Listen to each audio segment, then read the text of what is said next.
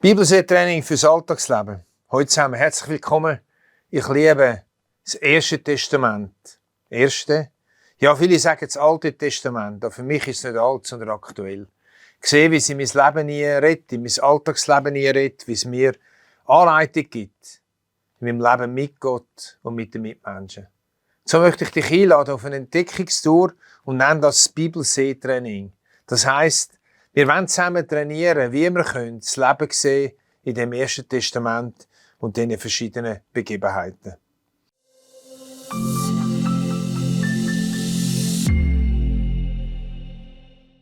Heute ist Teil 6, der Weg in die Freiheit, und es geht ab 2. Buch Mose, Kapitel 1, Exodus, der Auszug aus Ägypten.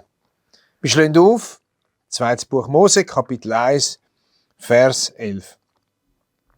Und man setzte Fronvögte über sie, die sie mit Zwangsarbeit bedrücken sollten, und sie bauten dem Pharao die Städte Pithom und Ramses als Vorratsstätte. Israel in der Unterdrückung, in der Sklaverei unter den Ägyptern. Ägypten ist ein Bild für unsere Welt, wo wir drin leben. Und Pharao ein Bild für den Fürst dieser Welt, wo die Menschen bedrückt und will die Unfreiheit führen. Wie viele Menschen leben in einer Unfreiheit an ganz verschiedensten Fronten in ihrem Leben. Da beim Volk Israel scheint es, als interessiere es Gott nicht. Aber doch im Hintergrund bahnt sich Befreiung an. Was Gott verspricht, passiert nämlich. Was er Abraham versprochen hat, dass Befreiung wird kommen, das hat Gott angefangen aufzugleisen. Auch wenn es aus unserer Sicht ewig lang gegangen ist. Vers 17. Aber die Hebammen fürchteten Gott und taten nicht, wie der König von Ägypten ihnen gesagt hatte, sondern ließen die Kinder leben.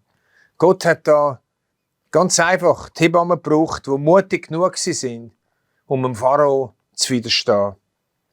Dann nimmt das Handeln von Gott seinen Lauf. Er fängt an mit einem Baby. Unscheinbar. Ein verletzbares Baby, das knapp überlebt. So ist Gott. Das erinnert uns natürlich an die Weihnachtsgeschichte, wo die Erlösung auch angefangen hat von uns. In einer Krippe, dort im Stall, in Bethlehem. Unscheinbar, von allen übersehen. Niemand hat es gedacht, aber Gott hat es angebahnt. So ist Gott. Er fängt immer im Kleinen, im Unbedeutenden an. Die Frage ist manchmal, wird man das Kleine und das Unbedeutende übersehen? Oder wird man Augen haben für die kleinen Anfänge von Gott? Ja, wir Menschen wollen immer das Grosse sehen, das Pompöse, das Fantastische. Aber da, beim Mose, fängt es an mit dem Kindli in dem Körbli im Nil, wo fast vertrunken wäre. Wir kommen jetzt zum Kapitel 2. Das Herz stimmt, aber unreif. Da Vers 12.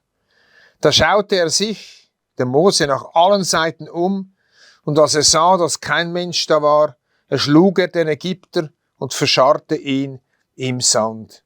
Der Mose ist jetzt schon 40 geworden, bestens ausgebildet am Hof vom Pharao, als wie ein Sohn von der Tochter vom Pharao.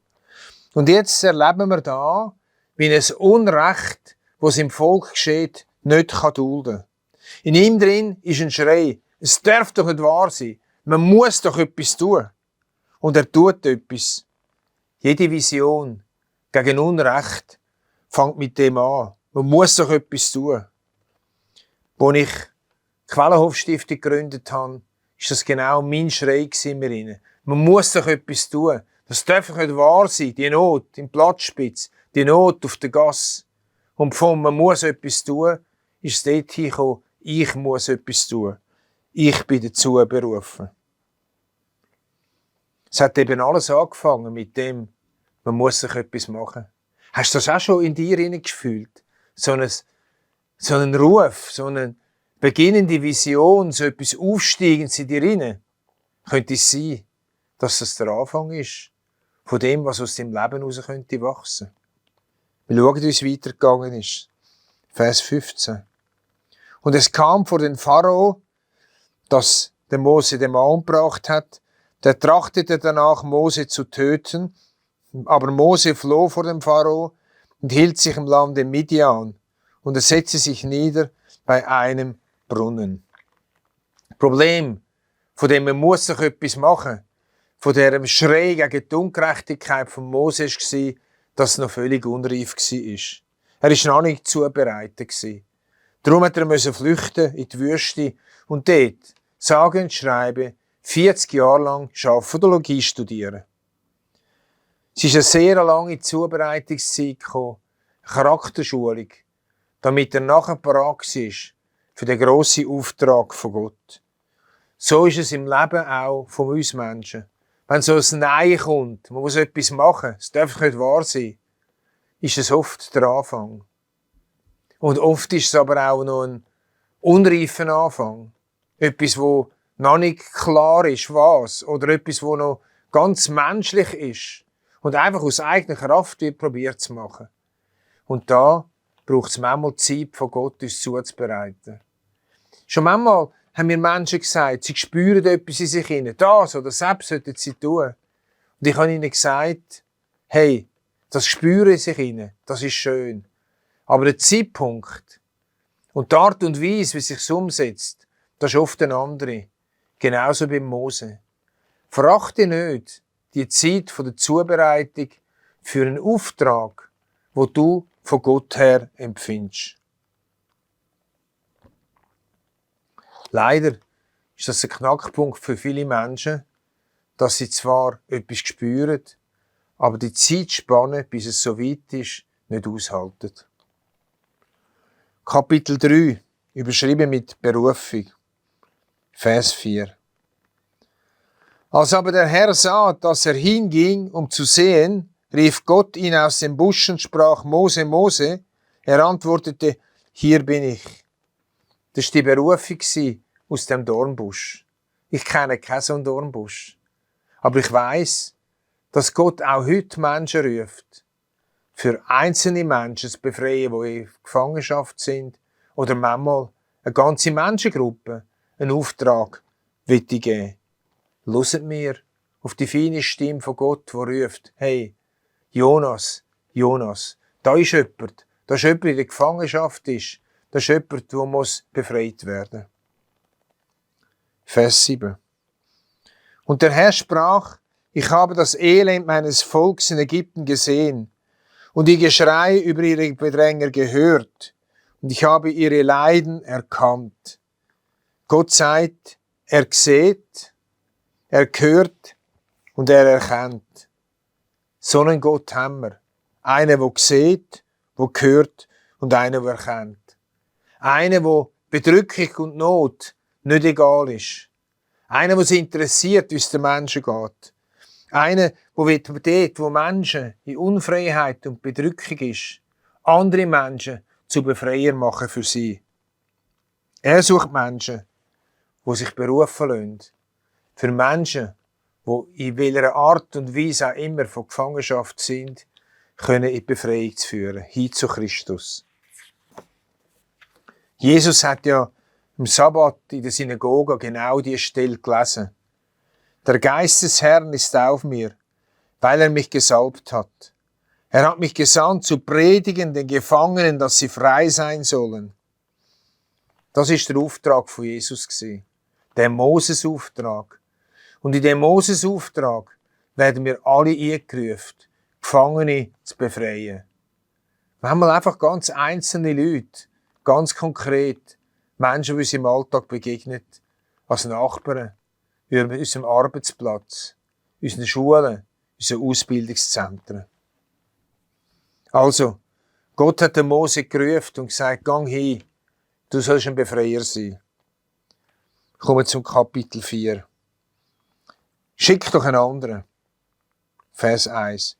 Mose antwortete und sprach, siehe, sie werden mir nicht glauben und nicht auf mich hören, sondern werden sagen, der Herr ist dir nicht erschienen. Der Mose traut sich im Gegensatz zu früher das nicht mehr zu. Vielleicht auch mit Reife zu tun. Mit dem, was er in der Schafologie studieren, als Hirt gelernt hat. Dass er nicht mehr der Nabel voll ist. Dass er nicht mehr der ist, der einfach alles kann und kennt.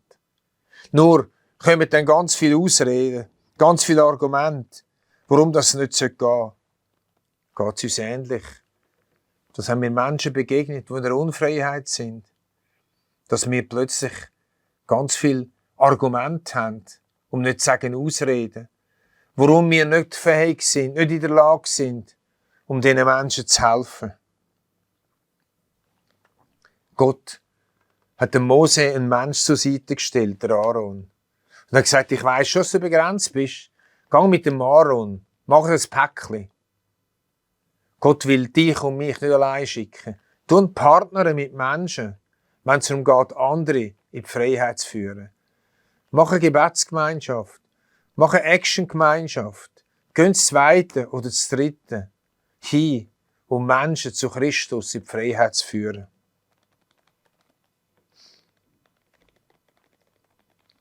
Kapitel 5. Bedrückung wird härter. Vers 6. Der Mose ist also zum Pharao gegangen. Aber kaum ist er beim Pharao gewesen, ist Folgendes passiert. Darum befahl der Pharao am selben Tag den Vögten des Volks und ihren Aufsehern und sprach, ihr sollt dem Volk nicht mehr Häcksel geben, dass die Ziegel machen, wie bisher. Lasst sie selbst hingehen und Stroh dafür zusammenlesen.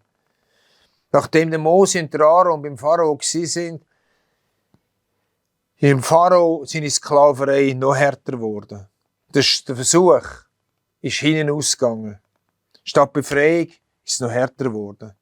Der Pharao gibt nicht auf. Und der Mose, er gibt auch nicht auf. Ich habe es noch und noch erlebt, dass wenn ich Menschen in die Freiheit zu Christus führen, vor allem denke ich jetzt eben drogenabhängig, wo ich Jahrzehnte daran gearbeitet habe.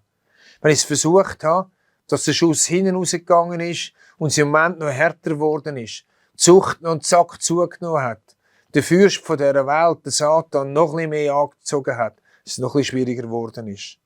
Aber aufgeben ist für mich nie zur Frage gestanden. So es beim Mose nicht zur Frage gestanden ist. Der Mose hat gerungen mit dem Pharao. Es ist das Ringen im Gebet. Es ist das Ringen mit Gott. Es ist auch das Ringen gegen den Pharao von dieser Welt. Es ist das bewusst Menschen, die wir in die Freiheit führen und das Blut von Christus zu stellen. Denn ohne das Blut von Christus kann niemand in die Freiheit kommen. Es ist ein Glaubenskampf von Menschen, wo man leider so schnell aufgibt. Wenn du Menschen in die Freiheit führen willst, dann sage ich dir, gib nicht auf, bleib dran. Auch wenn es ein bisschen härter wird, auch wenn es ein bisschen schwieriger wird. Christus ist schlussendlich Sieger. Jetzt machen wir einen grossen Gump, weil wir ja die Plagen und all die Versuche ein Stück weit selber schon kennen. Und wir gehen zum Kapitel 12. Tu doch mal überblättern. Kapitel 12 überschreibe ich mit endlich frei. Und da der Vers 31. Und er, der Pharao, ließ Mose und Aaron rufen in der Nacht und sprach, macht euch auf und zieht weg aus meinem Volk, ihr und die Israeliten. Endlich ist es so wie gewesen. Freiheit fürs Volk. Was für ein Moment, wenn wir das dürfen erleben. Wie Menschen wirklich in die Freiheit kommen. Wenn Menschen Christus Jesus erleben. Wie sie zum Heiland durchbrechen. So, wie das Volk Israel hat müssen das Blut von diesen Opferlamm an die Türschwelle pinseln. So braucht es das Blut von Jesus Christus. Es sind Menschen bewusst und das Blut von Jesus stellen, damit sie in die Freiheit kommen. Aber halt, vielleicht geht es ja gar nicht um die Freiheit von anderen Menschen. Vielleicht bist du selber, wo du jetzt zuhörst und zuschaust, in einer Unfreiheit. Sei es eine Sucht, sei es eine Eifersucht, sei es Geiz, Magersucht, Alkoholsucht, Drogensucht, Kritiksucht. Ich weiss es nicht. Wenn es sich selber betrifft, möchte ich dir Mut machen. Such dir Menschen, die von Gott gerufen sind, um andere in die Freiheit zu führen. Bleib nicht in der Gefangenschaft. Wenn man so in der Gefangenschaft ist, wird man sie gern verstecken, überdecken, auch fromm zudecken. Und ich ermutige dich, such Hilfe. Es gibt eine Freiheit. Ich habe so viele Menschen dürfen miterleben, die in die Freiheit geführt worden sind. Such Menschen, die für dich, vor dem Fürst von dieser Welt, vor dem Pharao, der heute noch lebt, können ringen und dich in die Freiheit mitführen. Aber du musst wählen. Du musst es bekennen. Du musst dazu stehen. Also, das Volk Israel kann in die Freiheit gehen. Und das Kapitel 13 habe ich unterschrieben mit unterwegs. Kleiner Vers 17. Als nun der Pharao das Volk hatte ziehen lassen, führte sie Gott nicht den Weg durch das Land der Philister, der am nächsten war. Denn Gott dachte, es könnte das Volk gereuen, wenn sie Kämpfe vor sich sehen. Gott führt das Volk einen Umweg, wo sie in sich hat, damit das Volk nicht gerade den Krieg sieht, das Volk nach einem frischen Umzug nicht gerade Schwierigkeiten sieht. Umweg. Wer von uns möchte schon Umweg müssen gehen? Aber ich erlebe es auch da, wenn Leute frisch Christus nachlaufen, mit Christus unterwegs sind, dass manchmal Gott sie einen Umweg führt, damit sie den Streit von der Jesu-Nachfolge nicht sofort sehen. Hast du ein Problem mit Umweg im Leben? Könnte es sein, dass Umweg bei Gott beschlossen sind? Dass Umweg zu Gottes Plan gehören? Könnte es sein, dass Umweg zu Gottes Segensplan mit dazugehören? Vertraust du den Führungen von Gott, auch wenn es andere Wege geht, als du denkst? Ich habe so viel oft erlebt in meinem Leben. Also ich denke, dass wir links, rechts, geradeaus, links, rechts und so weiter gehen und es ist ganz anders gegangen. Und im Rückblick muss ich sagen, hey, danke Gott. Es sind wunderbare Führungen dahinter. Auch wenn ich sie seinerzeit überhaupt nicht verstanden habe. Ja, wir gehen weiter zum Vers 21. Und der Herr zog vor ihnen her am Tage in einer Wolkensäule, um sie den rechten Weg zu führen, und bei Nacht in einer Feuersäule, um ihnen zu leuchten, damit sie Tag und Nacht wandern konnten. Schon noch praktisch, he? Wenn man den Tag durch so Wolkensäule hat und die Nacht eine Feuersäule und einfach genau weiss, wo wir das durchlaufen. Hey, wenn wir das hätten, gäng es uns auch besser. Moment, haben wir denn nichts? Doch. Jesus sagt, es ist gut, dass ich zum Vater gehe. Ich will euch den Beistand, den Begleiter schicken. Wir haben, wenn wir mit Christus unterwegs sind, einen Beistand und einen Begleiter. Wir haben den Heiligen Geist, der uns führen und leiten. Das Problem ist oft so, dass wir den Geist Gottes irgendwo versorgen in unserem Leben. Wir denken gar nicht dran. Das ist etwa so, wie wenn das Volk Israel einfach die Augen zugemacht hätte und gesagt hätte, wir sehen gar nichts. Die inwendigen Augen fürs Verständnis, dass der Heilige Geist uns leiten und führen, die wünsche ich dir, dass du uns auftun kannst. Wie können wir sie auftun? Indem wir am Morgen aufstehen und sagen, Geist Gottes, führe uns durch den Tag durch. Schenk uns Führung. Wir wollen nicht stolpern. Wir wollen wissen, wo es durchgeht. Und dann kommt die Stimme den Tag durch. Gang links, gang rechts. Lüte jemandem an. Sag jemandem ein Wort. Und so wird das Leben spannend und gibt Orientierung. Natürlich, nicht immer so einfach, Schritt für Schritt. Aber immer öfters, je mehr, dass man mit dem Heiligen Geist rechnet. Kapitel 14, überschrieben mit helle Panik, Vers 8. Und der Herr verstockte das Herz des Pharao, des Königs von Ägypten, dass er den Israeliten nachjagte. Der Pharao nimmt Verfolgung auf und will das Volk zurückholen. Das kenne ich. Menschen, die am Fürst von dieser Welt am Karren gekumpelt sind, Menschen, die Christus nachgefolgt sind, die den Fürst von dieser Welt immer wieder zurückholen. Ich habe oft Menschen erlebt, in Suchtsituationen, die in die Freiheit gekommen sind und dann wieder zurückgekehrt sind oder so wie ein Gummiseil sie zurücknehmen. Darum ist wichtig, dass wir auch, wenn die Leute frisch Christus nachfolgen, nicht aufgeben, sie zu begleiten. Vers 10. Und als der Pharao nahe herankam, hoben die Israeliten ihre Augen auf und siehe, die Ägypter zogen hinter ihnen her. Und sie fürchteten sich sehr und schrien zu dem Herrn. Panische Angst vor dem Herr vom Pharao. Verstehst du das? Ich schon. Vorne Meer, absaufen, hinten Streitwagen und in der Mitte ein wehrloses Volk. Jetzt kommen die Vorwürfe von Mose. Wären doch gescheiter in der Gefangenschaft bleiben. Wären doch gescheiter die Heim bleiben. Wieso hast du uns überhaupt weggeführt? Sie hätten lieber ihre Ruhe gehabt. So habe ich es auch schon erlebt. Dass Menschen, die frisch angefangen haben, mit Christus unterwegs sind, irgendwo angefangen haben zu sagen, wieso denn überhaupt? Ich wäre doch gescheiter bleiben, wo ich bin. Weil ganz ehrlich, der Spaziergang Christus nach, raus aus der Gefangenschaft, ist nicht immer ein einfacher Weg. Ich erinnere mich da an das Gleichnis vom Sämann und vom Ackerfeld.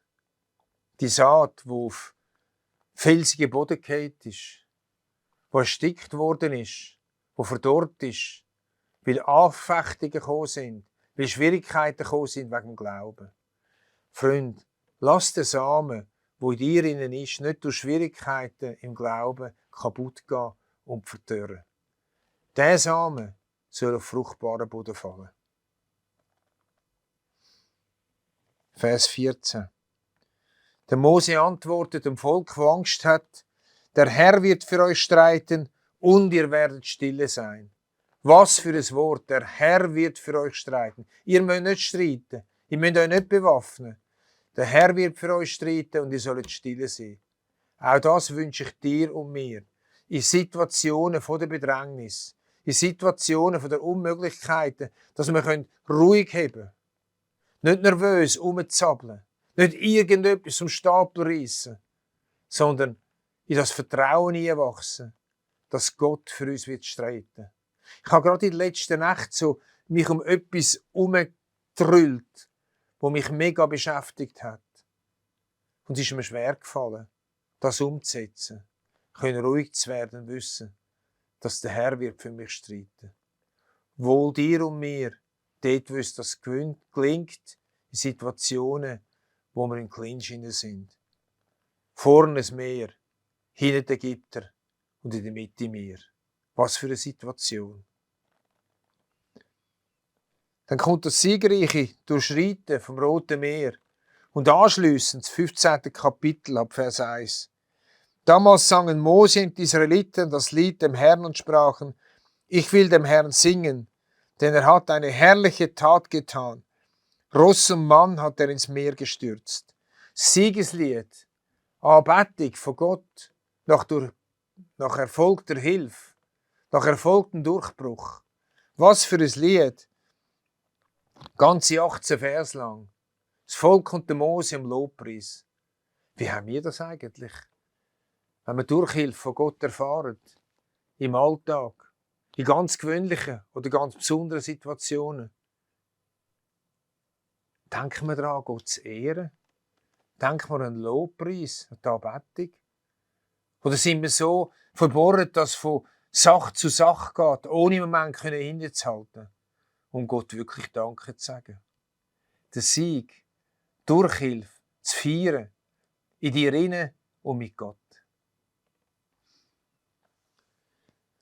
Kommen wir zum Schluss und überschreiben noch Alltagsweg. Ich bin immer noch im 15. Kapitel, Vers 22. Mose ließ Israel ziehen vom Schilfmeer hinaus zu der Wüste Schur. Und sie wanderten 3 Tage in der Wüste und fanden kein Wasser. Kein Wasser in der Wüste. Was für ein Moment. Immer wieder braucht die Bibel ein Bild vom Wasser, von der Wüste, vom Durst haben. Und dann, endlich Wasser in Sicht. Da kamen sie nach Mara. Sie haben Wasser gesehen. Aber sie konnten das Wasser von Mara nicht trinken, denn es war bitter. Daher nannte man den Ort Mara. Wasser in Sicht. Aber das Wasser war bitter. Und jetzt kommt Schreien zu Gott. Was für eine Enttäuschung. Mitten in dem Durst haben, bitteres Wasser. Wo suchen wir nach Wasser vom Leben? Kennst du das? Dass deine Seele Durst hat. Deine Seele am Verdursten ist. Und dann endlich hast du das Gefühl, neu mit Wasser gefunden zu haben für deine Seele. Endlich etwas, wo deine Seele wieder aufblüht und plötzlich merkst, es war auch nichts.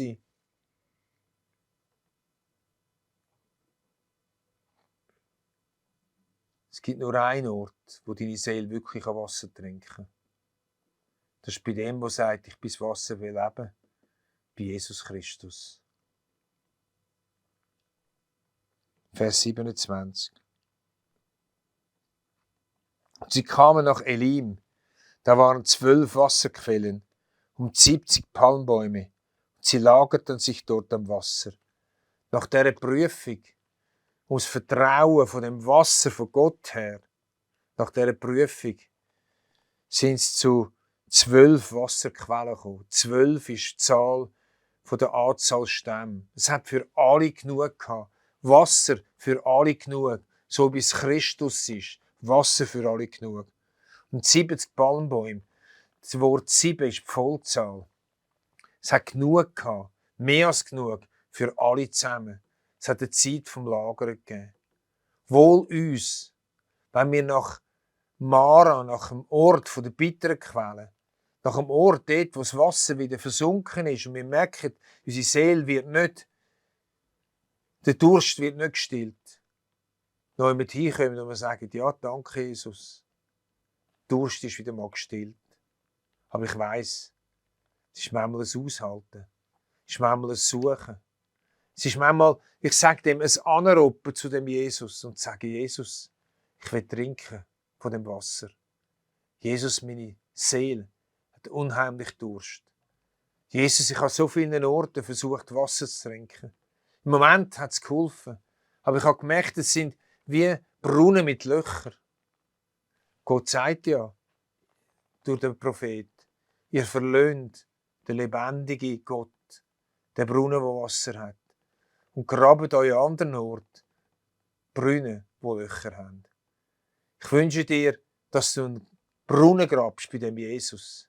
Graben hat mit Aufwand zu tun. Graben hat mit Anstrengung zu tun.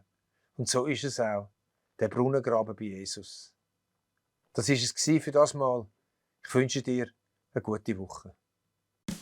Dieses Video ist nur möglich dank freiwilliger Unterstützung der Community.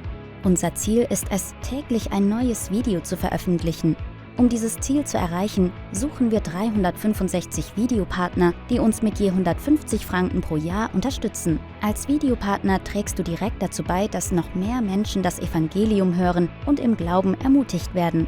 Melde dich jetzt als Videopartner an unter www.livenet.ch/Videopartner.